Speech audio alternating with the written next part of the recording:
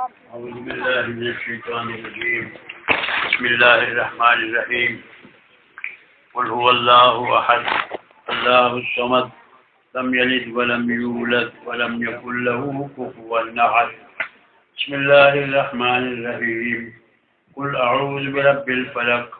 من شر ما خلق ومن شر غاسق إذا وقب ومن شر النفاثات في العقد ومن شر حاسد إذا حسد. بسم الله الرحمن الرحيم. قل أعوذ برب الناس ملك الناس إله الناس من شر الوسواس الخناس الذي يوسوس في صدور الناس من الجنة والناس.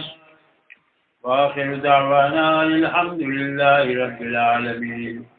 اللهم آنس وحشتنا في قبورنا. اللهم ارحمنا بالقرآن العظيم واجعله لنا إماما ونورا وهدى ورحمة. آمين. اللهم ذكرنا منه ما نسينا وعلمنا منه ما جهلنا وارزقنا تلاوته آناء الليل وآناء النهار واجعله لنا حجة يا رب العالمين. بسم الله الرحمن الرحيم. نحمده ونصلي على رسوله. تاسو الحمد لله لحضرت مولانا عبد القهار سے قرآن مجید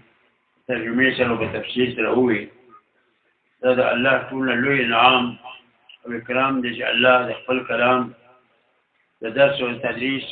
او د زده کړې اجازه توفیق ورکړي. نن موږ د هغې درس و آخري درس ترجمه شوي یو. دا ستاسو راتلل لوی مقام لري د الله تعالی په نظر کې. یو حدیث کې رسول الله صلی الله علیه وسلم فرمایي ما اجتمع قوم في بيت من بيوت الله يتدارسون القرآن إلا حفتهم الملائكة وغشيتهم الرحمة وذكرهم الله في ملأ من عنده. یو قوم کې یو ځای کې راجمع شوی دی په یو مدرسه کې په یو جومات کې د دې لپاره چې د قرآن کریم درس وکړو او زده یې کړو ویلو له ویوایو. نو په هغه مجلس باندې الله تعالی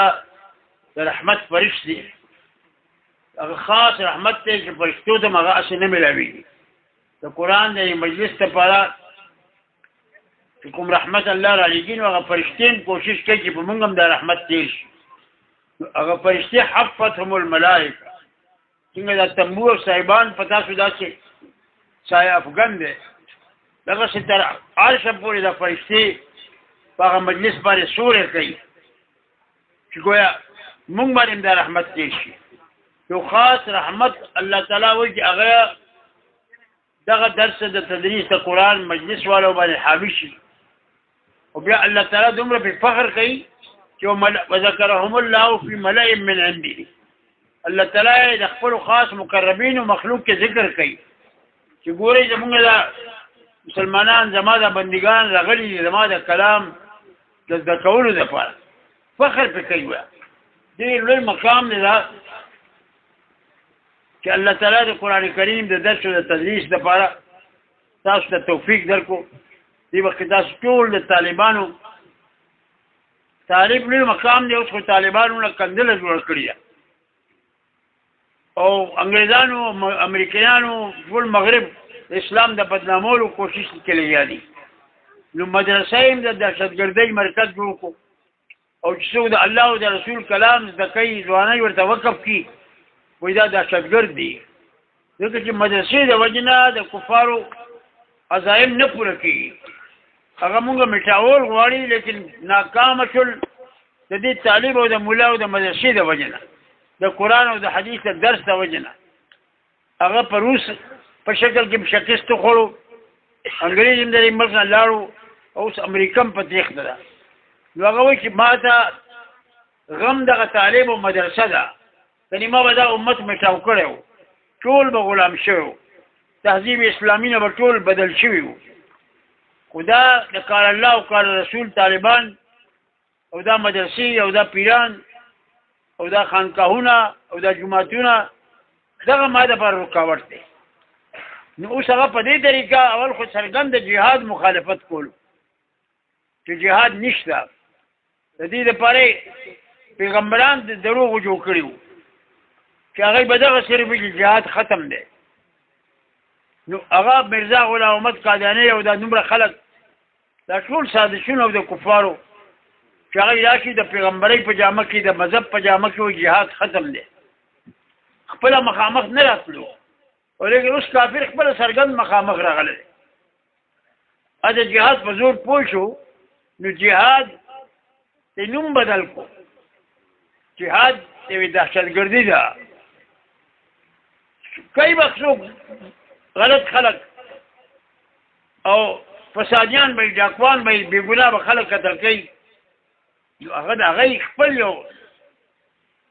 دا خو سپږې دپاره کمبل سوځول دي. سپږه ده خو ټول کمبل خو سړی نه سوځوي.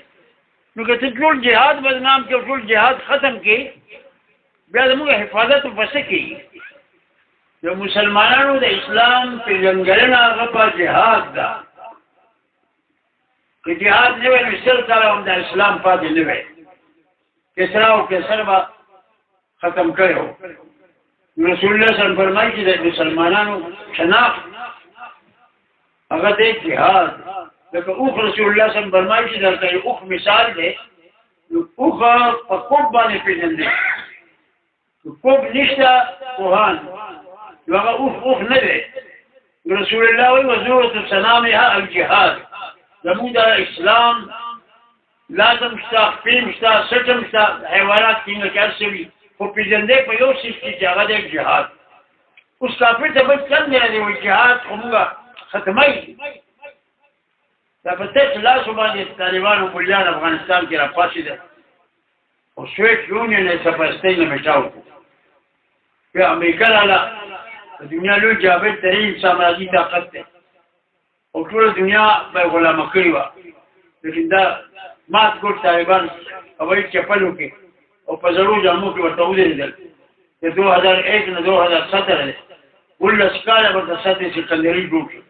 او امریکا یې په تېښته مجبوره کړه. اوس چل نه ورځي چې څنګه ځان په عزت څنګه وباسي. دا که دا جهاد نه وی دا امت خو د کفارو میټاولو. نو اوس کفار یو شوي دي چې دا مسلمانان بدنام کړو او بیا مدرسه او جومات خاص طور سره هغه خو د قرآن او د سنت د تعلیم مرکز دی. نو چې تعلیم اسلام شته نو موږ نه کامیابېږو. نو اوس کمیونست او کیپیټلست که روس دی که امریکا هغه یو شول موږ دپاره. یهودیان هم ځان سره ملګري کړي دي او هندوستان هندو هم ورسره ملګری دی. د څلورو واړو یو خبره ده چې راځئ چې دا مسلمانانو دا روح وباسو. هغه وایي د مسلمانانو روح دا زموږ دا حکمران نه دي دا غټ شي دا پیلینه دا امریکي غلامان دي. زموږ د بادشاهانو حکمرانو هغې نه هېرېږي. زموږ د جمهوریت نه هغې نه هېرېږي. زموږ د فوجونو نه هغې نه هېرېږي. زموږ د سیاسي پارټیو نه هغې نه هېرېږي. ټولې پارټۍ وایي چې موږ وفادار یو د امریکا. کراچۍ نه د پېښور وګوره هره پارټي داسې خبره نه کوي چې امریکا پرې خفه شي چې هغه ورته څه وایي دی وایي ډېره ښه ده. نو هغه وایي موږ ته خو میدان خالي دی. بادشاهان دي زموږ په اشاره چلېږي. فوجونه زموږ دپاره استعمالېږي. په کوم ملک چې غورځو د کافر د پیلې دپاره فوج بیا هلته لاړ شي. پټرول زموږ هغه وړي. کالجونه یونیورسټۍ مو د دین نه خالي دي. نو اوس یې صرف د دې ماتې وړو طالبانو نه ده. کوم شي ته داسې چڼې وي او ډوډۍ خلاص مو ورته وي چې بېکاره یي دا طالب ملا سې روټۍ خلاصوي. هماغه طالب ملا بچ رهي. نن به انګرېز دلته ناست نه به ورته نن به سویټ یونین راغلی دلته هغه دلته را روانو پاکستان ته او امارات ته تلو سمندر ته تلو او چې هغه لاړو بیا امریکا راغله چې زه به اوس سم غلامان کړم ټول امت مسلمه. دغه مات کوټ کړي مو په کار کړي چې تاسو وایي دا خیراتي روټۍ کړئ. د امت مستقبل دی وشو. نن کفار ټول په تېښته دي خو په تېښته وایي دا مدرسه بدنامه که دا علم بدنام که طالب. چې د خلکو مینه ورسره ختمه شي. دا خو تاسو مسلمانانو د دین او مذهب مبچو ساتل. انګریز راغی نو هغه ټول نظام تعلیمي بدل کړ. دغه نه قرآن او حدیث او فقه او قانون اسلامیات او سیکولر نظام تعلیمي راوست چې دنه د انساني پاکستاني وي او بار نه د ټول کافي لاټ میکاله وي چې موږ داسې نظام پکار دی چې دنه د هندستاني دی پاکستاني دی پښتون دی بلوچي دی خو زړه او دماغ یې خالص د انګریز وي. هغه خلک راوستل. اوس نظام تعلیم ټول خالی شو د مذهبونو. تاسو مسلمانانو او د علماو بیا مدرسې جوړ کړئ په جوماتونو کې کېناستئ او دا قرآن او حدیث نصاب نه ووتو چې موږ محفوظ ساتو. تاسو چندې ورکولې، تاسو خپلې روټۍ د ماشومانو نه کټ کولې، نیمه روټۍ به مو وخوړو نیمه به یو نیم سل کاله انګریز په موږ حکومت وکړو، لیکن دین بچ پاتې شو. اسلام یو زور دیر بدل نه شو. نو دا طاقت ټول کفارو ته معلوم دی. که دا نظام د مدرسو نه وی نو نن به زموږ ملک هم سمرقند او بخارا او تاشکند به جوړ شو. دا ټول محدثین د دغې علاقو نه راغلي. امام البخاري، امام ترمذي، تمام فقه د هغې علاقو نه راغلي. طب او ساینس د هغې علاقو نه راغلي. لیکن هلته بالکل هر څه ختم کړل. نو اوس هلته خلکو د نظام په مذهب څه ته وایي، اسلام څه ته وایي. دا هغه ماشومان موږ لیدلي دي چې هغې ته هېڅ پته نشته. کفارو بالکل کټ کړل. دغسې په هندوستان کې به هم دا حالت راغلی وی. نن به موږ ته هېڅ پته نه وي چې زموږ مذهب څه دی، مونځ څه دی، زکات څه دی، حج څه دی، اسلامي قانون څه دی. دغسې اندلس کې وشوه. اندلس کې 800 کاله زموږ حکومت. هلته زموږ د دومره لوی دور چې د هر کور کې کتابخانه وه. 10,000 کورونه دي په کلي کې، نو 10,000 کتابخانې. دا فیشن و. لکه چې موټر او فریج چې ضروري دی ایسي دا وایي عزت سټیټس دی، دې نه بغیر کور. دغسې هلته سټیټس دا و چې د جاهل سړی و خو کتابخانه به ډېره ضروري ده. نو کورونه کې به کتابونه بیا زیاتې وي. هغه اندلس باندې زوال راغی. هغه جامع قرطبه زموږ تاریخي جومات دی، د لویو محدثینو د دنیا هغې کې درسونه ورکړي دي، امام قرطبي او د ټولو. هغه خالي پروت دی. اوس پکې دا جمع ښځې بربنډې لګړې د انګریزانې لګړې دا پکې ګرځي فوټوګرافري کوي. ټول جامع قرطبه کې ما پسې پولیس ولګېدو. مې ته ما پسې ولې ګرځې دې کې به مونځ نه کوې. دا دومره ظالمان دي. موږ ته وایي دا تنګدل دي دا مسلمانان او دهشتګرد دي. زه بار د سپلو کولو ته نه پرېږدم چې دا پړو سره بدل نه دي. او بیا دننه ورپسې ګرځي غلی غلی چې چېرته مونځ څوک ونه کړي. دا علامه اقبال رحمت الله علیه تللی و. هغه پکې په طریقه باندې 2 رکعاته وکړل. هغه تصویر یې مې تاسو به لیدلی په قرطبې پورې. هغه ډېر لوی دردناک نظم جوړ کړی دی. جنرال دي ډېر زیات. نو موږ به ستنې غاړې ته زر پاله ګولې 2 رکعاته وکړل، لیکن اجازت موږ ته نه و. خپله دومره تنګدل په دی کافر چې موږ ته وایي دا بنیاد پرست دي. او خپله تاسو حالات وګورئ نو حیران پاتې. سویم هغه دومره عظیم جومات چې نن مسلمان هغې کې ترسېږي چې مونځ پکې وکړو. نو اوس همدا دا څه دی مذهب لاړو.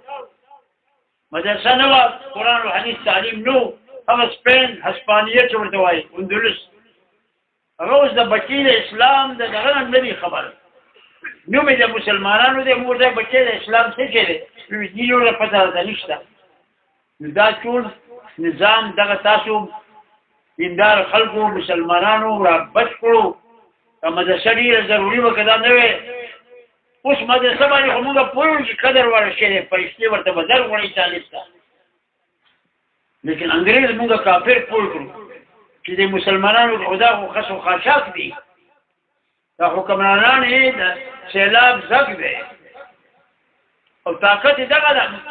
طالب ملا او مدرسه او جهاد دی. د دې درس ډېر لوی قیمت دی الله په نظر کې ځکه ورته فرشتي د رحمت وزر غوړي تر قیامت دلته قرآن نن درس ترجمه شوی دی او عبدالقهار تدریس کړی دی طالبانو سبق ویل دی د دغه قرآن کریم ته تاسو راتللی الله تعالی مبارک وګرځي تاسو ډېر وخت نه ولاړ یې په انتظار او زه خو په سفر وم بیګم نه وخت راغلی وم صحت مې خراب دی عمر عبدالقهار صاحب راول ډېر ګران دی الحمدلله د حقاني په ده باندې فخر دی او دی او روح پیزاده صاحب او د ټول خاندان د دارالعلوم حقاني د عزت او د فخر مستحق دي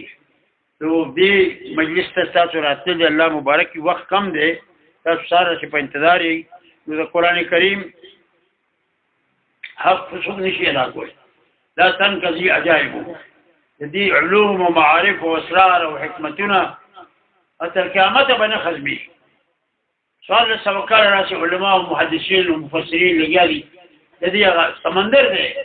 جواهر څه نوي نوي راوځي د علوم او معارف او خزانه ده حتی چې قیامت پر رسول الله صلی الله علیه وسلم ته ورتخت کې خدای شي او منبر میدان محشر او رسول الله صلی الله علیه وسلم د قران سنوکتی او معارف بیان شروع ټول انبیاء به حیران شر بني بي الله داسې علوم او معارف د قران په دنیا کې نو ورېدي دا عجایب قیامت کې به جاری وساري هر وخت الله تعالی نوې نوې القاب علماء او مفسرین او محدثین ده په یو سورته په حدیث باندې په سورته مخکې لیدل چې یو مفسر د نیم سوه جلد لیکلي په یو سورته فاتحه د نیم سوه جلدونو کې دغه تفسیر لیکلی دا چې څوک بیانول شي هغه د بار عمرونه کم دي نو الله دې موږ هم دغه په علوم او په اسرار او پوه کړي هغه د حکمت او د علم دلته الله تعالی ټول قران کریم راولې غلو په اخر کې سورته اخلاص تاسو قل هو الله احد لم يلد ولم يولد ولم يكن له الله الصمد لم يلد ولم يولد ولم يكن له كفوا احد دا سوره اخلاص څه شي دا ټول قران په هغه کې راځي دا ټول قران کریم خلاصې راوښتا دا قران د الله تعالی فرمانو خطو اجیننسو چې مخلوق ته جاری کو نو صلی الله تعالی اخر کې به دسخط کوي په خط باندې دسخط وکړه اورډیننس باندې بادشاہ یا جنرال یا افسر دسخط وکړي دا الله تعالی خپل دسخط وکوس خپل ځان یې وکړي چې زه څوک یم ریګنیشن او څو ورته وایي ایډنټیفیکیشن خدای اوس خپل تعارف کوي چې دا چا کلام دی خپل وسره وایي الله دا خدای اوس خپل عہده بیانوي خپل تعارف کوي احد دی وحدانیت د دنیا ټول خلاصه راوست قرآن ټول توحید لپاره دی نو قل هو الله احد کې اټول چې الله یو دی یکتا دی لا شریک له دی او دا سره هیڅ څوک په عبادت کې په حکومت کې په سلطنت کې په خلق کې په تربیت کې ربوبیت کې هیڅ څوک شریک نه دی بیا دویم وایي الله الصمد چې الله ته محتاج نه دی الله بے نیاز ذات دی تو بادشاہ نے فوج ته محتاج دی رعیت ته محتاج دی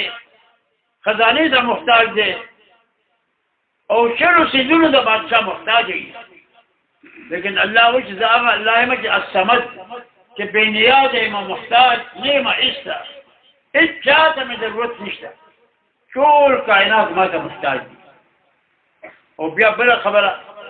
لم يلد ولم يولد خلق خدای څنګه گویا ځامن لونه نیولې وي الله د لونه دی د خدای دی او د ځامن دی د عقیده د وردیت وایي چې د اولاد ته سره محتاج دي کوم وایي چې الله محتاج دی اولاد ته بچی ته او خزه ته بیا محتاج دی به وادم کوي او بیا مشمال سمبالي او بیا نو ټول ظالمانو لولې مذهبونو دغه عقیده اختیار کړې يهود مجي عزير ابن الله شهادة عزير لخدای زوی دی وكالة النصارى المسيح ابن الله، عيسى عليه السلام عيسى ابن الله غته زوی نحن ابناء الله واحباؤه. بعد لولو قومونه وجاو موږ خدای بال بشو موږ دغه دوستان یو، موږ دغه اولاد یو، موږ بس نه وایي د يهودو دلیل خلکو جاهلانو پیرانو او دا ګمراه خلک په دنیا کې څومره چې دي دا عیسایانو ټول مولیان دغه وایي چې موږ ټول بس بېنیاز موږ ته خدای څه نه وایي. پاپای اعظم وایي چې بس عیسی علیه السلام موږ لپاره کفاره شوی دی، موږ به هېڅوک هسې چې کوو خدای به مو نه نیسي، موږ خدای د دې ګران یو، زموږ پیغمبر خدای پانسي کړی دی، بس هغه زموږ ټولو لپاره کفاره کړي. دا ټول جاهلانه خیالات د ولدیت د عقیدې نه پیدا کېږي. خدای پاک په شرک باندې دومره غوسه نه ده ظاهره کړې، په کفر هم دومره غوسه نه ده ظاهره کړې، په قتل په ډاکا څومره چې د ولدیت په دې عقیده ظاهره کړې ده چې ظالمانو دا مو څه وایي، تاسو وایئ چې الله ته پر اولاد دی، تکاد السماوات یتفطرن منه. دا خو دومره ګنده خبره ده چې اسمانونه هم نشي برداشت کولی. دا دومره ګنده خبره ده چې اسمان به وشوي وتنشق الارض او ځمکه به هم جړې بړې شي وتخر الجبال هدا، دا غرونه به هم زرزر شي ان دعوا للرحمن ولدا. چې ظالمانو تاسو خدای ته ولد پیدا کړو، خدای ولد ته محتاج دی، نو خدای خو محتاج نه دی، بې نیازه دی. او انسان د پاره د محتاجۍ جړه ټوله هغه بچی دی چې بچی ته محتاج شو سړی، نو بس ټول عمر په احتیاج کې تېر شو. بچی دپاره ایله په ښه بد خوی شوی، بیا مور ورپسې ګرځي، د هغه ورته ښځه ګوري، کوجن ورته کوي، بیا واده ورته کوي، او واده دپاره دی 10 شل کاله په دوبۍ کې مزدورۍ کوي، ټکر یې خوري چې پیسې پیدا کړم چې ښځه به کوم. نو دا ټول عمر دې 40 کاله په محتاجۍ کې تېر شي. کاشتي چلوي، خښتې کاڼي ماتوي، سړکونه جوړوي، وایي ولې زه ښځه به کوم کړم. چې ښځه یې وکړه نو بیا ښځه ورته وایي چې شاباس واده دې کړی دی، کور راته جوړ کړه، نه نفقه دې په تا ده، روټۍ هم راته وکړه او مهر راکړه. بیا دغه ټکر یې خوري، واده یې وکړو چې ښځې ته مهر پوره کوم کړه، سر تر ماښامه سر تندی نه لګي. چې هغې نه وزګار شو، بیا یې زوی وشو، زوی ور پکار دی که نه. دا عقیده د ولدیت ده چې زوی نه بغیر به سړی ځان څه ګڼي، چا ته زوی نه کېږي، هغه په څه حال کې یاره وایي افسر به یم، شنډ به یم، نو ګرځي که زوی نه کېږي په ډاکټرانو پسې، په پیرانو پسې، په بزرګانو پسې دعاګانې راته وکړي چې زوی مې چې زوی وشو نو بیا زوی سمبالول اسان کار خو نه دی. پلار مور دواړه ټول یې په ویښ، ماشوم چا کوي او په نسه خبره بیماره دی او په ډاکټران دی او دغه دی، بیا سنتولو وخت راغی، بیا د هغه د تعلیم لپاره غم کوي، سکول کې اوس بوده، کالج کې بوده، سبقونه پرې ووایه، بیا هغه زوی لوی شو، بیا هغه مختلف د واده لپاره. د ټول غم د محتاجۍ دی، اخر ته سر تر مرګه پورې. دا وایي حضرت علي رضي الله تعالی عنه د عربیان بانډکیان دي، نو هغه عربي مخې ته راغی، د عربیانو د کلیوالو د ګوارو خلکو خپلې جیبه لګوي. نو حضرت علي ورته بابا ودرېږه زما ځن نکاح، وایي دا نکاح څه شی دی، دا خو راته ووایه. نو هغه دیهاتي ورته سرور شهر، وایي د یو میاشتې خوشحالي ده، دا هنیمون دی او دا واده دی او دا خوند دی او دا واده ده ناوي ده، او میاشت پس ورپسې ښځه ډانګ راوایي چې پاسه څه مزدوري کوه، کور دا پکار دي دا پکار دي، روټۍ راوړه او مهر راکړه. ورته ویلي بیا یو میاشت نه پس بسي، ثم ماذا بلزوم مهر، بیا به در باندې مهر لازم شي، به در مهر غواړي، مهر معجل قرضدار په هر شی غواړي، بیا په دې مخته نو بیا ورته ثم ماذا چې مهر در باندې لازم شو ورځې نو بیا به څه کوي، هموم دهر، بیا د ټول عمر غم دی، بیا سار نه خاوند تر اخره پورې د ښځې په غمونو، د کور په سمبالولو، د بال بچ په خرڅولو، هموم دهر د عمر غم دی، فکر دی. او بیا یې ثم ماذا بابا هغې نه پس پس کېږي، یو هغه داسې ټیټ شو، فی کسور ظهر، بیا به یې دا کوب راوځي، د ملا به یې راوځي غمونو د لاسه، دومره غمونه دي چې بس سړی کوبړی شو، وبيري ثم ماذا؟ بدخول قبر بیا سړي خو بیا قبر ته دغسې ځي که نه دا کوبړی به د قبر کې واچوي بیا نو د پیدایش تر اخره پسې څه کې تېره کړي نو خدای وایي ما نه مو داسې شی لوګو بیا خو به زه په ورځ کې هر چا ته محتاج یم او زه خو صمد یم نو په عقیده د بندګیت کې ډېر زیات الله تعالی خفګان ظاهر کړی دی هېڅ چا ته د خدای زوی او دوست دغه مه وایئ او خدای سره هېڅ څوک مه برابروئ خدای بې نیازه دی او محتاج نه دی نو دا لم یلد ولم یولد کې هغه عقیده د عیسایانو د یهودو دا ټوله هندوان ټول په دغه خرافاتو کې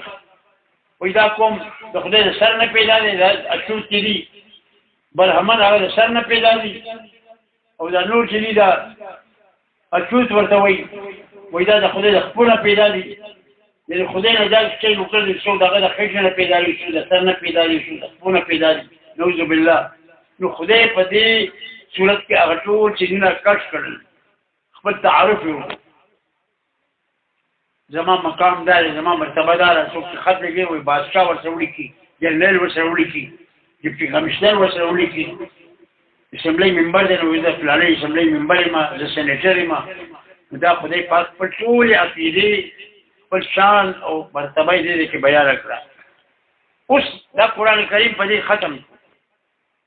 دسخط یو اوس هغه سرکاري فرمان او شاهي فرمان دغه حفاظت پکاري اب بخښنه کې قیمتي شیزونو کې بندي او باندې مهر لګي لاک ولګي نو څنګه محفوظ کی دا خط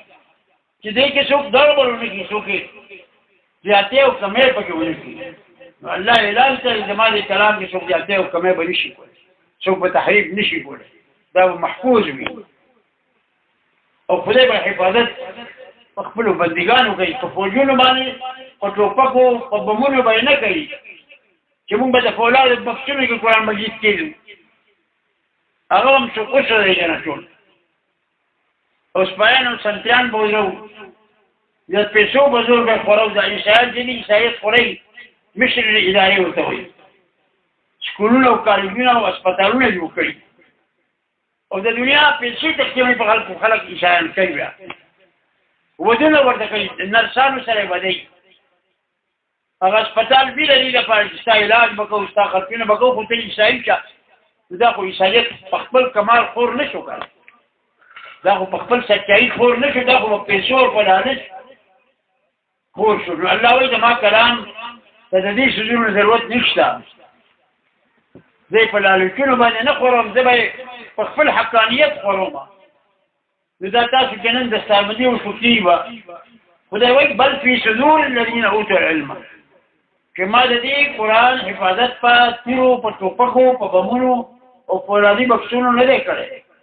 د دې ماشومانو بچو په دې مې کړی فی صدور الذین هغه کسانو په سینو کې اوتوا العلم چې هغه ته الله تعالی علم ورکړو نو دا بچي اوس دا قرآن هېڅوک د دې نه نشي چوکولی پټولی نشي کټکولی نشي سوځولی نشي الله پکې نقص کو پاره کوي نو کفار ته خو وایي چې تاسو به خپله دا قرآن سمبالوئ تورات یهودو ته وایي تورات به یادوئ ولې او عیسایانو ته وایي چې انجیل به یادوئ او موږ ته دا ونه وایي چې تاسو به حفاظت کوئ هغه په هغه واچوله بما استحفظوا من کتاب الله چې الله تعالی استحفاظ ولیکي مطالبې ته چې دا هغه خدای مطالبه کوي واجب تاسو به الله دا کلام یادوي نو هغه نه ونشوه محرف ټول انجیل زبور یو نسخه صحیح په دنیا کې نشته د انجیل او د زبور او د تورات یو بچی حافظ نشته ټول یهودو د چلن ورګي ټول عیسایانو چې لکه خپل قرآن یو سپاره ورته وروي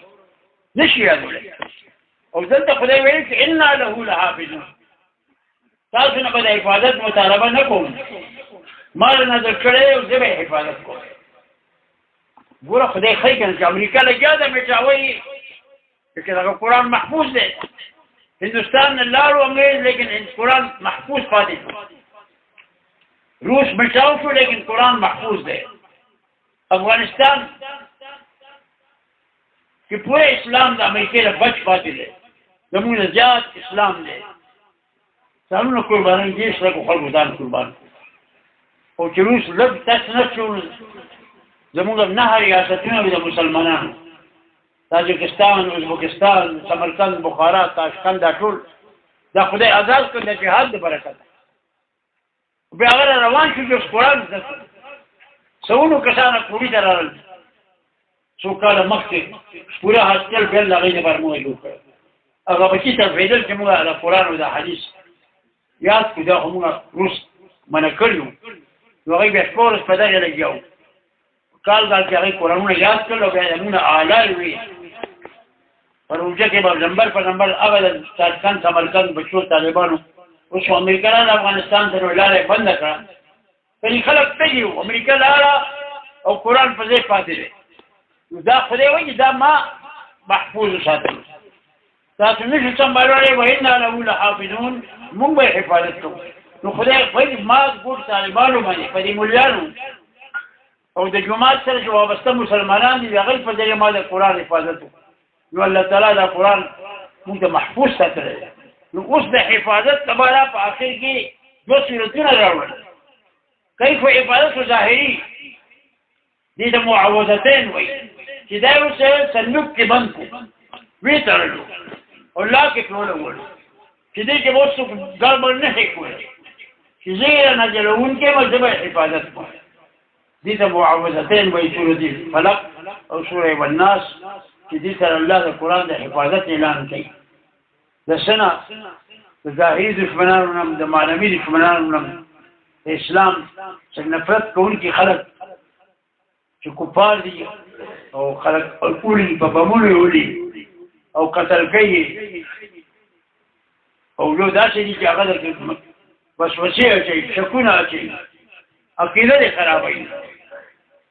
هغه دواړو څیزونو د حفاظت موږ الله راوښوده چې قل اعوذ برب الناس ای پیغمبر وایا زه پناه غواړم د هغه ذات چې هغه د ټولو مخلوقاتو رب دی برب الناس مخکې شروع قل اعوذ برب الفلق زه پناه غواړم د هغه ذات چې هغه رب دی چې هغه سهار د تیرې نه راوباسي رڼا کړي ته که توره شپه د بیا ګورې خامخا رڼا لګیا شو خپله هر شی روښانه کړي بوټي دې وکرلو تخم دې وکرلو ځمکه بنده وه او راوچاوده ځمکه نری ونه تیغه راووته او لویه ونه یې جوړه کړه او من شر ما خلق د هر څیز د شر نه الله تعالی شر یې ایښی دی او خیر یې ایښی دی نو په ډېرو څیزونو کې کائناتو کې مخلوقاتو کې دا ته شر رسونکي دي جسم دې خرابوي ته به در باندې راولي په ګولۍ دې ولي په اور دې سوځوي دا ټول شرونه دي مار دی لړم دی نو سیج الله تعالی پیدا کوي خدا غوی د شر نه ظاهري او معنوي شر نه موږ محفوظ ساتي ومن شر غاسق اذا وقب په کوم وخت چې تیاره خوره شي د شر طاقتونه ټول راوځي چې مخام کېږي غلم د دې انتظار دی چې کله شپه وکړي بیا کوم په دې انتظار کې دی چې تیاره به کله راځي چې په پرده کې هر څه کوم دي نو که قاتل دی که ډاکو دی دا ټول او د شر طاقتونه د هغه شپې د تیرې انتظار کوي چې هغه ښه ګوره شي نو بیا ته وایي دا په دې لار اوس مه ځه دا خطره ده نیمه شپه ده د هغې شر نه ومن شر النفاسات فی العقد دغسې خدای ظاهري ضرر دپاره جادوګران پیدا کړي ساحران یې پیدا کړي جنات یې پیدا کړي دي او جادو او ټوکې او جنتر او منتر دې کې هم الله تاسیبونه اچولی دي دا د شر ټول څیزونه دي الله وایي دا د هغې نه بچ ساتلو دپاره طریقې مې درته ښوولي دي یو سړی ته په ګولۍ ولي نو هغه ګولۍ په سړي باندې اثر کوي هغه ظالم په پیغمبر هم وشتل پیغمبر هم پرې مري هلک وایي پیغمبر باندې جادو څنګه اثر وکړو پیغمبر باندې چاقو چاړه ټوپک او توره هر څه اثر کوي که نه الله تعالی پیغمبر هغه څه د انسانانو غوندې پیدا کړی دی چې څه انسانانو ته پېښېږي نو په نبي کریم سلام یو ښځې یهودیانې جادو وکړو او جادو یې ورته ظاهري څیزونه یې ورکړل نو دغسې که جادو هم په پیغمبر اثر وکړي یا په عالم او په بزرګ نو دا داسې لکه ټوپک باندې چاوش دا څیزونه د شر طاقتونه هم الله پیدا کړي خو موږ یې د بچ کولو لاره هم ښولې ده چې په دې طریقه به ځان بچ کوئ من شر النفاسات فی العقد چې دا جنترې منترې کوي کونجې کې تړي غوټې تړي او دمونه بیا چې دکان پې توکي ومن شر حاسد اذا حسد حسد هم ډېر خطرناک شی او حاسد به چې دته دا نعمت ولې ملاو دی او د هغې د زوال تمنا یې وي چې خدای دا ولې عالم شو دا علم ته لرې کړه دا ولې ډېر لوی مالدار شو دا ولې الله موشرې ورکړي دا ولې الله عزت ورکړو دا په حسد باندې درته لګیا دی د هغې د شر نه دی وایي چې خدای ما د حاسد د حسد د شر نه وساتي حاسد په خپل حسد کې سوري خو یو بیماري ده ډېره لویه چې تا ته خدای ورکړه دا نو هغه په عذاب کې بې وجې بل چا ته سم نشي کړی دا ټول جسماني خطرات په دې صورت کې د قاتل نه د ډاکو نه د جادوګر نه د حاسدینو نه خدای ما محفوظ وساته دا ټول صورت داسې دی چې ستا د جسم دشمن دی جسماني دشمن د ضرر نه بچ کېدو دعا یې راته وکړه او په مخکې صورت کې قل اعوذ برب الناس ملک الناس اله الناس من شر الوسواس الخناس فغیر متضاد وخولا استاد اسلام بډیر دشمنانی دا دې ځان د نن سبا انکاران وي پچی وی ګرځي دي او ماډرن لیکون ګرځي دي جاهل محض دې د اسلام ترجمانه باندې لګیاله ټول پچی وی کولاو کا دا ټول ظالمان يهود نه سوراو په تنخوا کې نوري چې وسوسه خوروي د جهاد خلاف د حجاب خلاف د پردې خلاف د اسلامي تهذیب خلاف وسوسه واچوي چې ایمان کمزوري شي او په چا باندې حمله کوي بدای وي دا خو انکر دی دا خو شی پروګرام دی الته يهود واګي د يهودو سره دي ستاسو ټول ټیویګانو د ټول ځای ابلاغ د نظام د يهودو په لاس کې او يهود وایي چې په کور کې دنه د مسلمان ناس په کمره کې د شپې د بال بچ سره او تبر د دهر خوروا دا میرزایان دي دا پرویجان دي دا پسونو زرګونو فتنې دي د اسلام خلاف د اخباراتو په ذریعہ د کتابونو په ذریعہ سیمینارونو په ذریعہ جلسو په ذریعہ ټول لګیا دي چې اسلام دهشتګردي دی نعوذ بالله اسلام خو جو اسلام دی چې هغه د سلامتیا تعلیم ورکوي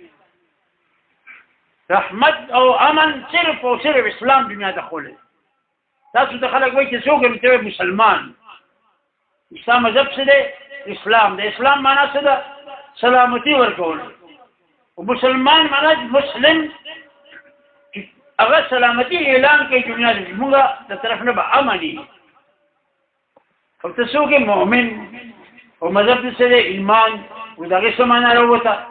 ایمان امن ورکوي مؤمن دی چې خال څوک بلنه انسانیت ټول هغه په امن کې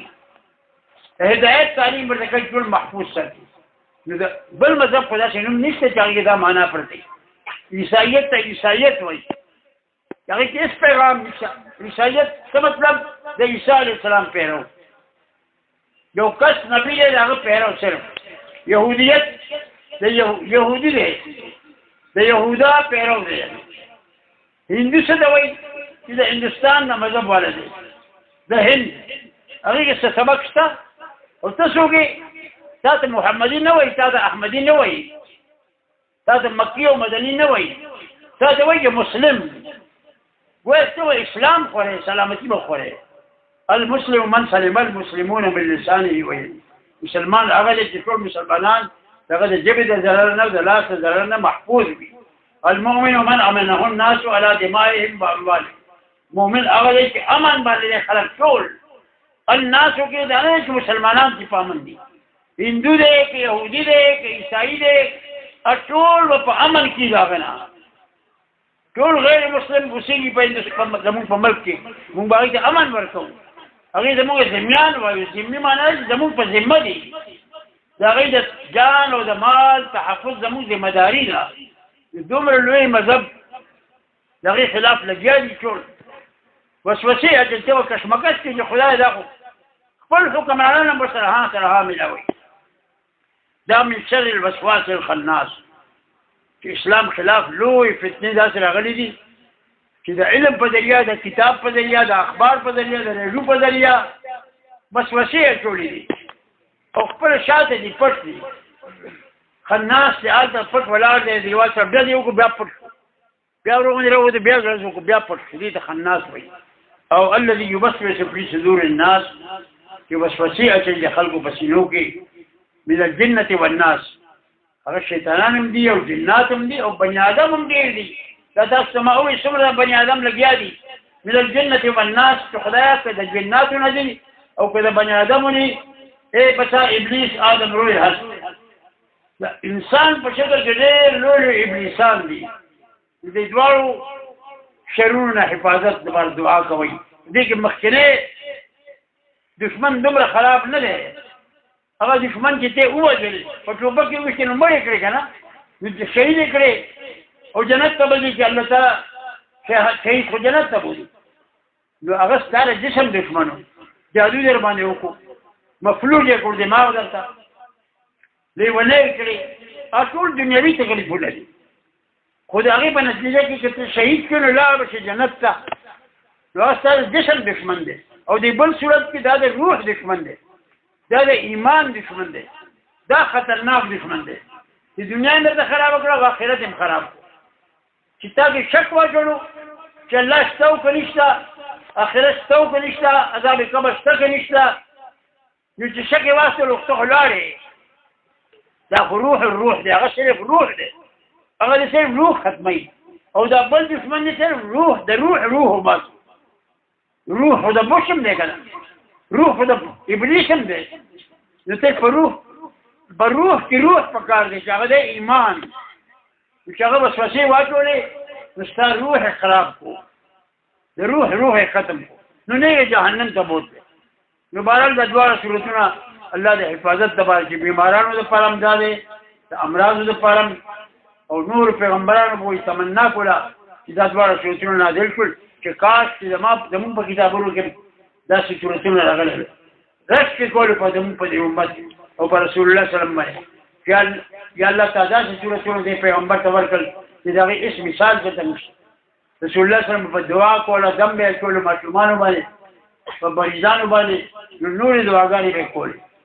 اعوذ بکلمات الله التامة او نور دغه چې خدایه ستا په کلماتو زه بسم الله ویم او تعوذ کوم خو دا دوه صورتونه چې راغلل بیا رسول الله صلی الله علیه وسلم په دغې دمه ټول په خپل ځان کو په ټول بدن باندې ډېر سخت بیمار او حضرت عایشې وي چې دا خو د دې د خواهش حضرت عایشې په خپل لاس به دا دم کړل بیا د رسول الله په جسم مبارک په بیمارۍ ځایونو باندې به الله سوال نو ګویا دا دواړه صورتونه داسې دي چې الله په دې سره د کلام خاتمه وکړه خدای وایي چې زه به د هر څه بچ ساتم چې د هر څه د زه پناه ورکولی شم نو دې قرآن ته هم زه پناه ورکوم هغه تر قیامته پورې محفوظ ساتم بله ټولو کوششونه وشي چې قرآن کې تحریف قاریان اوس هم په دنیا کې خبیثان قرآن شریف محرف چاپ کوي پکې خپل خرافات واچوي بیا چاپ کوي او په افریقا کې تقسیموي په دنیا کې څو سلسله قرآنونه ونیولې چې په هغې کې ملاوت کوي لیکن الله هغه بالکل محفوظ ساتلی دی